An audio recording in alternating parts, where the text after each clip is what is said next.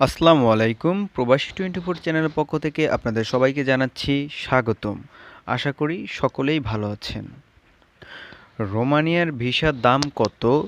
2023। Romania যেতে কত টাকা লাগে? রোমানিয়া দক্ষিণ পূর্ব ইউরোপের একটি রাষ্ট্র। এই রাষ্ট্রের উত্তর পূর্বে ইউক্রেন ও মলদোভা অবস্থিত।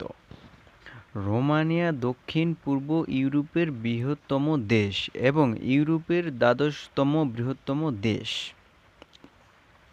এর আয়তন 238,397। 2011 সালের আদমশুমারি অনুযায়ী রোমানিয়ার জনসংখ্যা ছিল 20,121,641 জন। এই রোমানিয়া একটি ধর্মনিরপেক্ষ রাষ্ট্র এবং এর কোনো রাষ্ট্রীয় ধর্ম নেই। তবে হ্যাঁ, অনেকেই খ্রিস্টান হিসেবে পরিচয় দিয়ে থাকেন।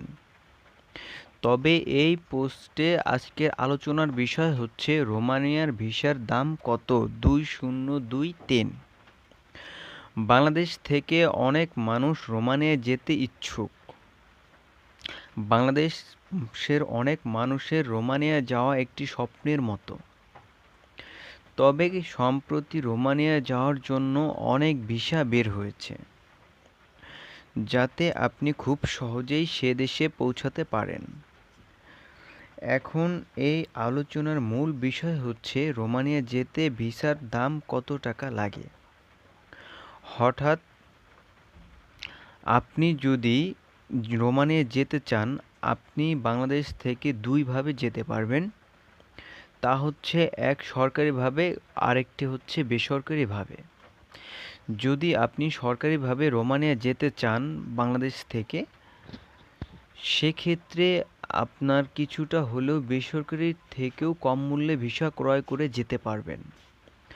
আর যদি আপনি বেসরকারি কোনো মাধ্যম থেকে রোমানিয়া যেতে চান, তাহলে আপনাকে অনেক টাকা খরচ করে একটি ভিসা ক্রয় করতে হবে। অর্থাৎ এখানে আলোচনার বিষয় হচ্ছে, খুবই গুরুত্বপূর্ণ কথা হচ্ছে সেটি হলো রোমানিয়া যেতে কত টাকা লাগবে সম্পূর্ণ নির্ভর করবে আপনার ভিসার ক্যাটাগরির উপরে।